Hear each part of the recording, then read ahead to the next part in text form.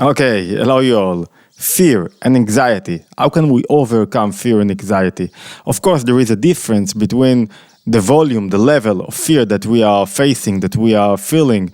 We know that when fear, when anxiety control us, and when it continues to a long period of time, we feel that it paralyzes us, and it's so hard. We are losing the taste of life. Everything is without taste. Why? Because all our thoughts are being controlled by the emotion of fear, and we cannot think about anything else. What is fear? Why can we speak about different levels of fear and anxiety? Because they all come from the same place. What is the same place? Thoughts. Thoughts are not the problem. Thoughts are the solutions. But thoughts bring to realization our emotion. So what is behind fear? The emotion that wants to see what is behind the curtain. What will happen in the future? How will I overcome? The manifestation of those emotions, of this emotion, is the thoughts that trying to think about confident, and that trying to think about the opposite of confident. Confident is that I'm sure that everything is going to be all right, and I'm living in the moment. I'm existentialist. I'm living here and now. But fear and anxiety is thinking about what will happen. How will I be able to pay my mortgage? What will happen if my son will go in the street and something will happen to him? It's all about insecurity, because I think about the future and I let those thoughts destabilize me in the present, where I am now. How can we overcome those thoughts? It's one lesson that we have to think about it. It's very technical, how to overcome those thoughts. But the thoughts are not the problem. The problem is what? The problem is the emotion that wants what is beyond the fear. What stands beyond it?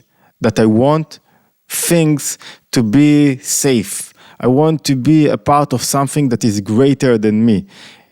In Judaism, in the Kabbalistic thoughts, in the Kabbalistic literature, the positive thing that stands beyond fear and anxiety is that I fear God. I fear something. I give it respect in a way. I take myself one step backward and I let someone else the space. When I want respect, I want the stage for myself. When I give respect, I know how to give the stage to someone else. When I give respect to my wife, it's more than it's an awe. What is awe? That I let her speak, I let her grow, I let her do, I let her develop herself. I do not control or try to control everything. So there is something very deep in fear, that the motivation of fear is not to be. When I fear of something, when I see a policeman that is standing outside the street and is waiting for me, I'm getting into fear. I don't want to be here anymore. So the positive manifestation of this emotion is that of fear, of awe, is that I don't want to be. I don't want to be in order to let someone else the place. But when it manifests, when it's illuminating me in the negative way, in an undesirable way, the fear does what? It controls me. What does it mean, controls me? I'm starting to think not how I can give someone else the place and respect him, but I'm starting to think what will be about me, because the difference between a positive illumination of the emotion and a negative illumination of the emotion is me in the center. When I think about me, I change the direction of the emotion, and now it's a negative emotion. And we know the price that we pay for this emotion. What is the price? It's a huge price. It's a price that I feel that I cannot live. I do not enjoy. Everything is good in my life, but I'm thinking that I'm about to lose everything, and bad things are gonna happen to me. Confident, we said that I'm sure that good things are gonna happen. What is fear? That I'm trying to convince myself with all my powers that bad things are going to happen, despair, and everything bad is going to happen.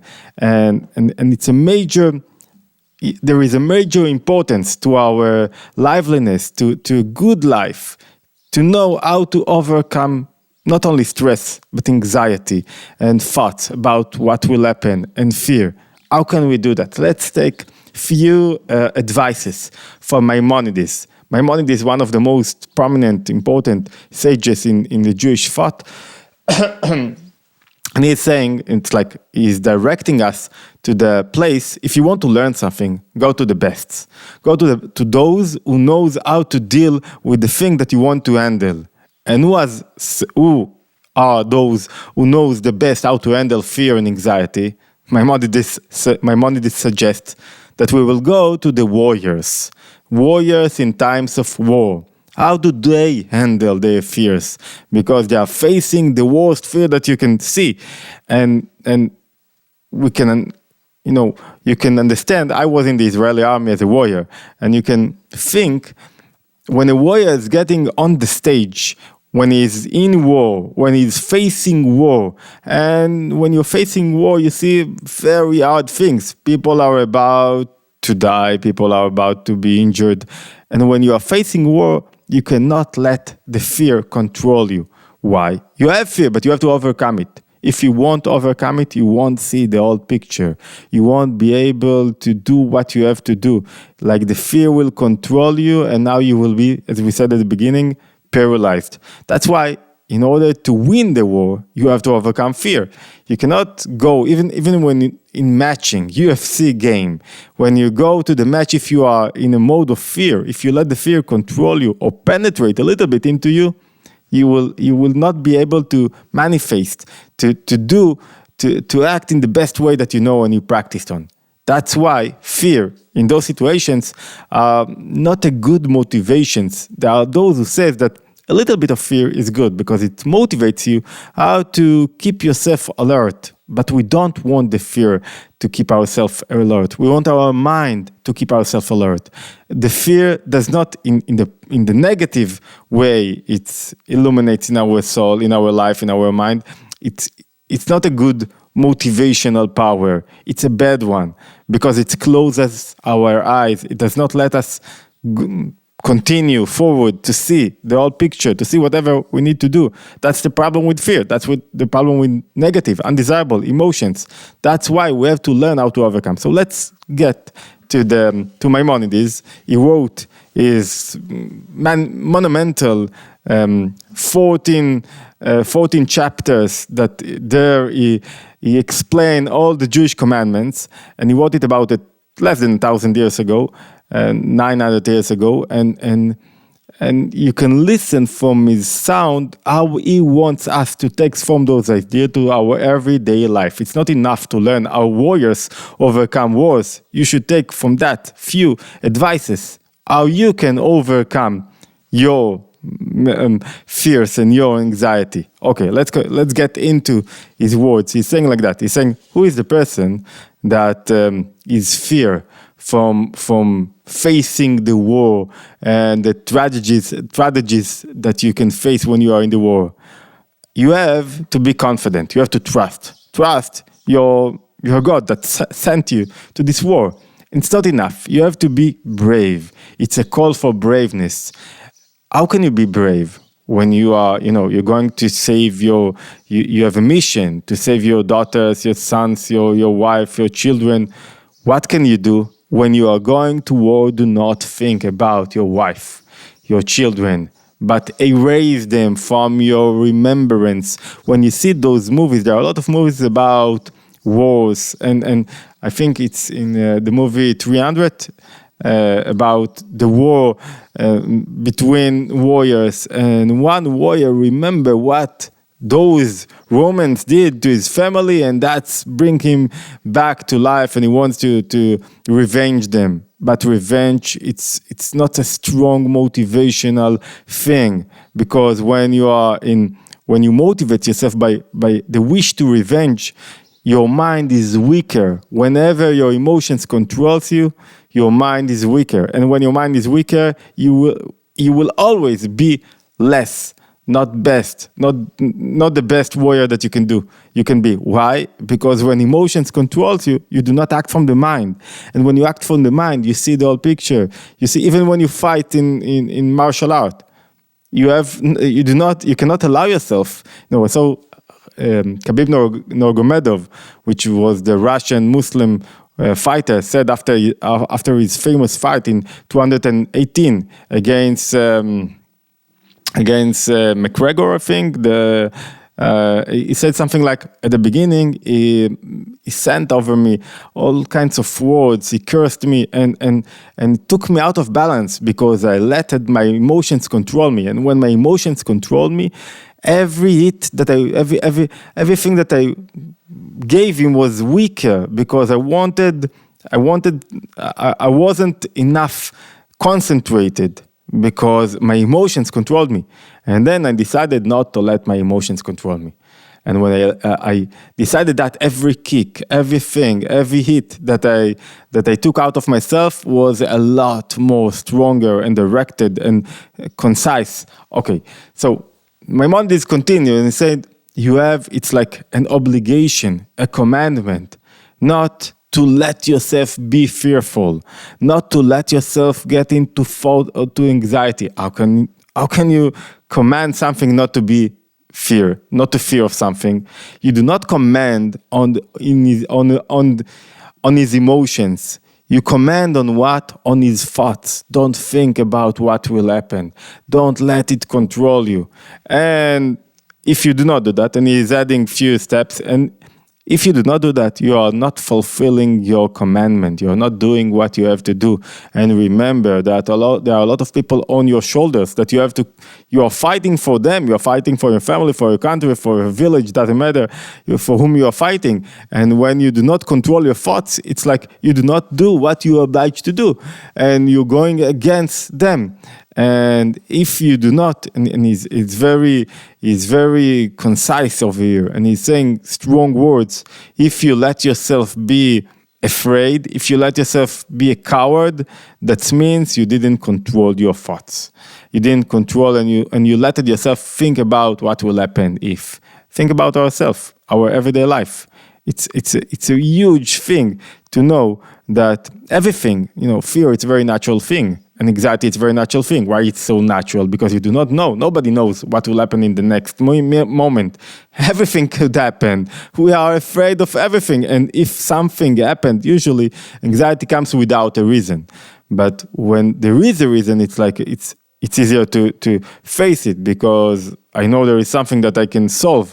But without a reason, just as an emotions that controls us, it's like the more you think about this thing that the subject of your fear, the more you think about it, the more you let a place to that. What happens? It controls your heart. And then we said your mind became weaker. And when your mind is weaker, it cannot navigate your emotions and let your emotion be a positive motivation to your life to do things. So the more, said Maimonides, the more you let yourself think about the thing, about what will happen, what could be about your family, about your children, about your house, about your economical situation, about what you did, about where you are. Think about a person who is 50. I'm now coming close to 50, and I'm suffering from this, from facing 50, and all kinds of questions start to arise, and it could awaken yourself when you are 30, when you're 40. What is my life meaning? What am I doing? Am I doing something meaningful? And the more you let those thoughts penetrate into you, the more fearful you'll be, because you think, what I did and what I'll be. The thing that gets you out of the moment is thinking about the past and the future. What will happen if, and what have I done? Both of them, the past will bring you into shame and self-accusation and not accepting yourself. And the future will paralyze you because am I good? I'm not good. I'm not talking about trying now to make a plan to the future. So the more I'm thinking about the future and the more I'm thinking about the past, I'm losing the moment. I'm losing the ability to be in the present moment. And being in the present moment, it's where I arose positive emotions. So Maimonides says the more you think about the thing, the more you'll wait, the less your emotions will will be, you will less control your emotions. The Lubavitcher Rebbe explains that thing, that the emotions, the root of the emotions is higher than the mind. It's an higher place, but the mind has the ability to give birth, to navigate the emotion, even though we can see it when you have some kind of emotion that control you. It's like a chaos. It's so strong when you are angry. You cannot control yourself. You see that there is an illumination of an animation of strong liveliness from the soul, the source of life, your soul. But when your mind decide to control that, and how it decide, it's think about what can I think about and what I cannot think about. Think about, let's take an example, when you are buying something. You want to buy a Tesla. You want to buy a new iPhone. The more you'll get into videos, reviews, the more you'll see things that connected to your Tesla, the more you think about the repairs, maintenance, whatever. What will happen? The more you'll be in groups, the more you'll be connected to this thing that you want to buy. Tesla is the example right now. So the more you think about it, the more you'll be attached about it, and the more your emotions will arise in consideration to the thing that you want to buy. So what's the problem? If you are connecting yourself to a positive thing, then you will arouse positive emotions. But if you connect yourself to negative things, like negative in the sense that they arouse negative emotions. What kind of emotions?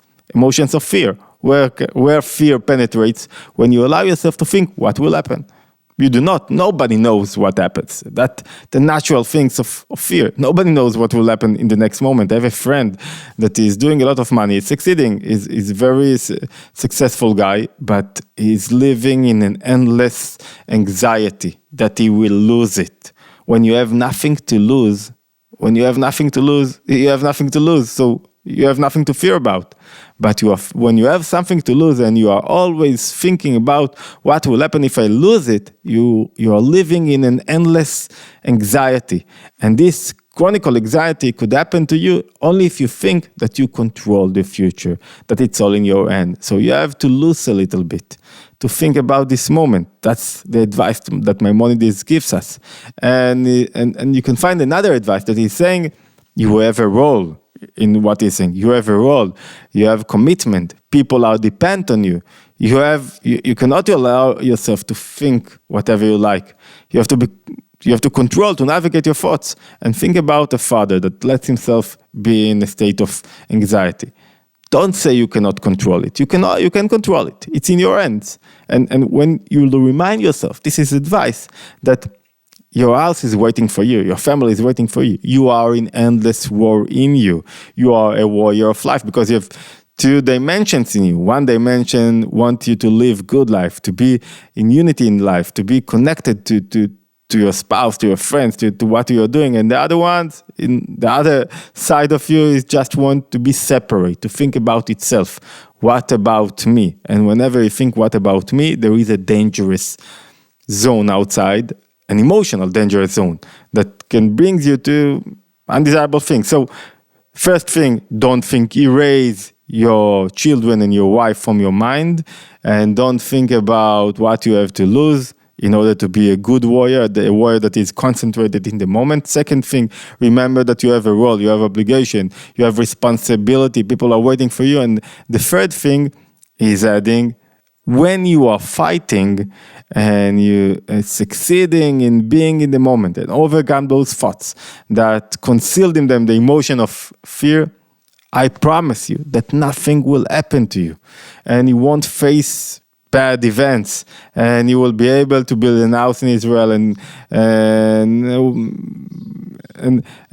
win such good life in this life and the next life. What does it mean? How could it be? When you are, I'm not talking in a mystical point of view. From a practical point of view, we said the more you'll succeed to control your thoughts, or maybe let me rephrase it.